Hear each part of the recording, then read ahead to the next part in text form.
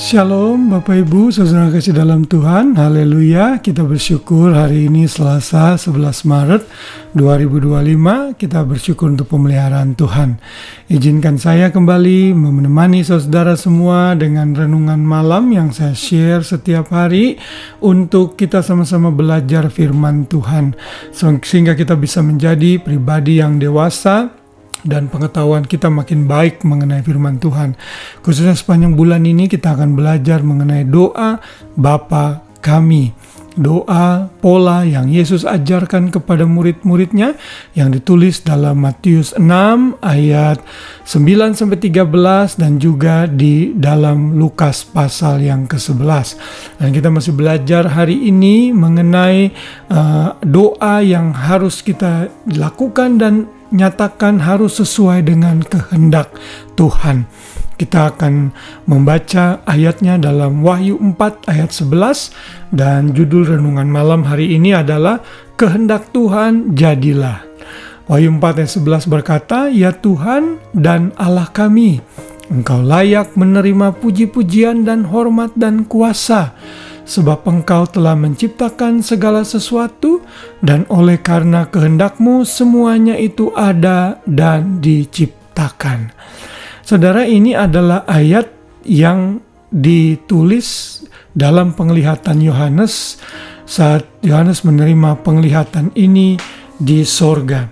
Dan ini adalah perkataan dari 24 tua-tua yang Yohanes lihat di surga.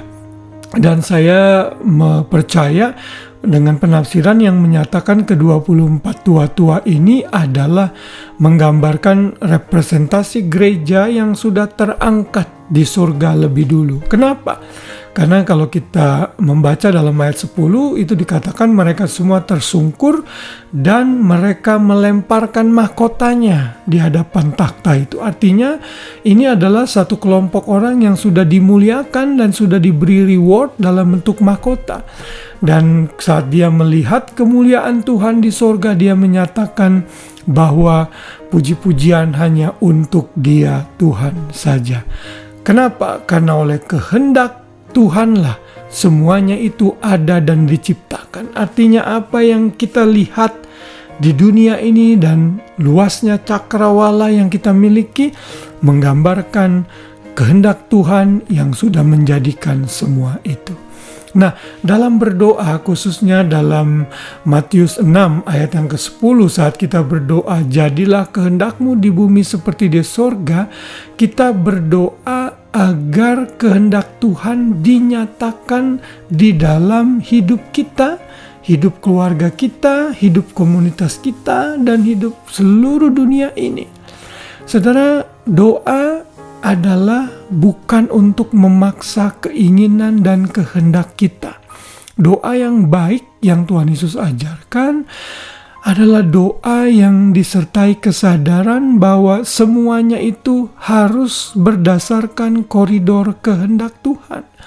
Kita boleh meminta apa saja, silakan. Tapi Tuhan bisa saja dengan kehendaknya tidak mengabulkannya. Karena kalau kita dikabulkan, maka akan berbahaya untuk kita.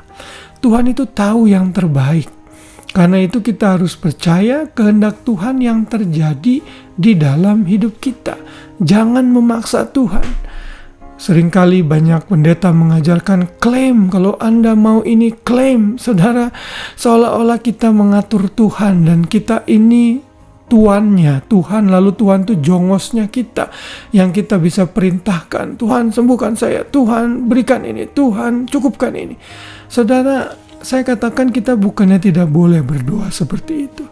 Namun saat kita datang berdoa dan mengatakan kehendak-Mu jadilah, itu menggambarkan kerendahan hati kita.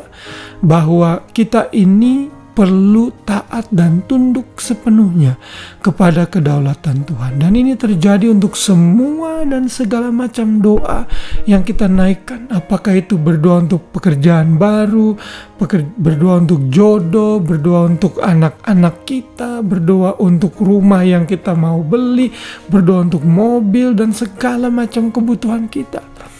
Pertama-tama yang perlu kita nyatakan, jadilah kehendak-Mu. Karena itulah paket doa ini ada di atas. Sebelum nanti kita belajar mengenai berikanlah kepada kami makanan kami yang secukupnya dan seterusnya. Sebelum kebutuhan kita dinyatakan, kita menyatakan dulu kebesaran Tuhan dan kehendak Tuhan dinyatakan dalam hidup kita. Daud menyadari akan hal ini. Mazmur 40 ayat 9 berkata, "Aku suka melakukan kehendak-Mu ya Allahku, Taurat-Mu ada di dalam dadaku."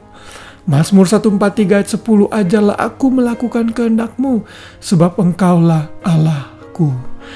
Jadi, kalau saudara mau belajar melakukan kehendak Tuhan, sering-seringlah dan selalulah berdoa agar kehendak Tuhan dinyatakan di dalam hidup dan melalui kita, dan itu dimulai dengan doa-doa kita.